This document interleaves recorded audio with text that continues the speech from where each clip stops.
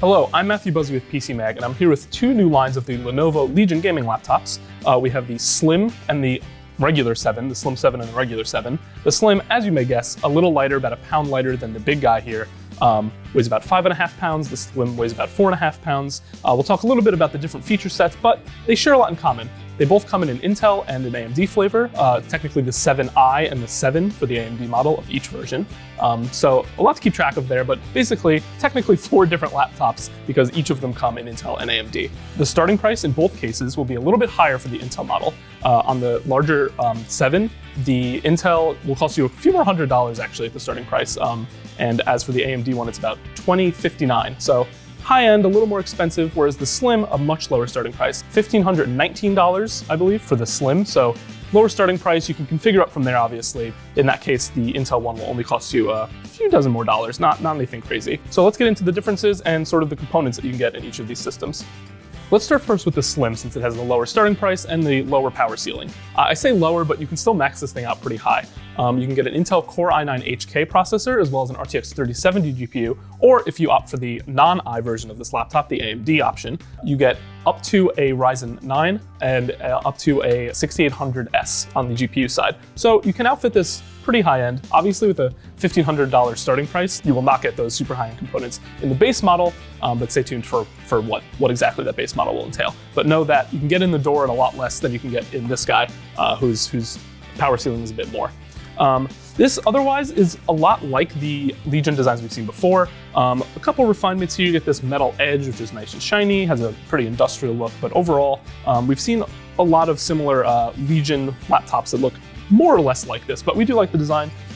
It is relatively simple, but still pretty handsome. On the back, that's where the ports are located. Lenovo has opted for this rear-facing port array for a while. It's not working on this pre-production model here, but these will also light up. We'll show you on this model in a moment. So you can see from behind what you're plugging into without having to turn the laptop around and bend it all the way over. So pretty good connectivity of USB-C. Actually, a rarity at this category is the SD card slot, full size. Right here, you'll see a switch that is for the webcam privacy, which will power it all the way on and off for your privacy needs. And yeah, that's mostly what you get in the Slim. Again, you can get AMD or Intel flavor, and it has kind of everything you need for a gaming system. We'll see how it performs. Obviously, we can bring it in for tests, but as it stands, it looks like a nice solid iteration with an affordable-ish entry point for this model. Now we'll jump over to the big guy. This is the higher end, higher cost option. Right off the bat, you can see some pretty obvious differences with the lighting. That also includes here, check this out, very race car, street car like.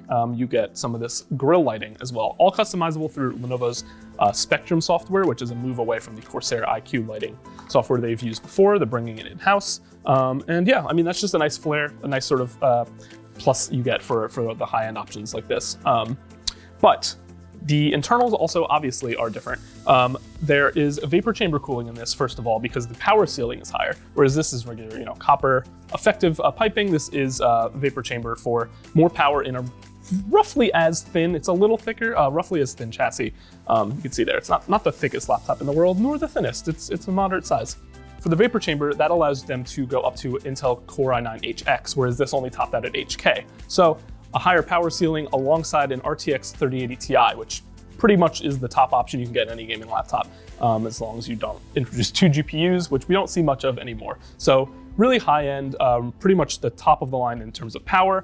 And I mentioned on the other system, you could see as far as lighting goes, to wrap that up, the lighting on the ports here. You can see that you can look at it from overhead, from backwards, and know what you're looking at and plug in it without having to turn the whole system around. That's just a little touch that we think is pretty cool. The resolution on both of these systems is 2560 by 1600. That's about QHD equivalent because this is a 16 by 10 aspect ratio, not the usual 16 by 9 we've gotten very used to.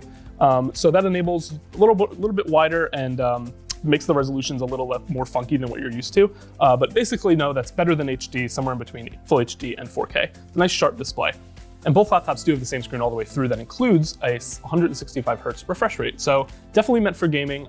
This one, again, a couple more lights. Also, as far as those enthusiast gamers go, an Ethernet port back here where I highlighted the ports, which this one does not have. An advantage of the added thickness. So the extra heft, as I said, about a pound more than this one, gets you an Ethernet port, higher power ceiling, and a couple more fancy tricks like the lighting and making that extra cost go a bit further. So another advantage of this big, more expensive laptop is access to the interior. That includes the ability to change out your storage and your RAM SODIMM slots. So you may get one drive, you may get two, depending on your configuration. They might come in RAID already for you, but if you have an extra expansion on what you order, you can always upgrade your own in the future. You can see here this enormous battery, 99 watt hour, which is the largest you're allowed to bring on a plane. They would go higher if they could, but the TSA says no. These new fans, they're pretty densely packed with fins here, in addition to the vapor chamber cooling, which you can't fully see through the shroud, but trust us, it's under there, and that is what enables this larger system to have such high-end power, despite being only a hair really thicker rather than the slim laptop. So that about sums it up for these systems. Again, in summary, what you need to know: two different systems, technically four if you want to call the Intel and AMD versions of each laptop their own distinct system, but really that's more of a component swap, even though they have slightly different names, the 7 and the 7i for Intel. In both cases, the Intel system will be more expensive. On the 7, it's a few hundred more dollars. On the Slim, it's not that much more expensive to get Intel. This starts over $2,000 in both cases, so this is definitely a pricier system, whereas this is in the 1500s. The Slim will cost you a bit less to get in the door. You get the extra lighting, the extra power, and a couple other nice features for that extra cost. So if you're an enthusiast gamer, this one is really the way for you, and if you have the budget for it, of course. If portability and you don't need as much power sounds more appealing, then the Slim is the best option. We will, of course, though, review these systems and test them ourselves before we give any recommendation or a rating. So check out PCMag.com once we get review units in, and thank you for watching.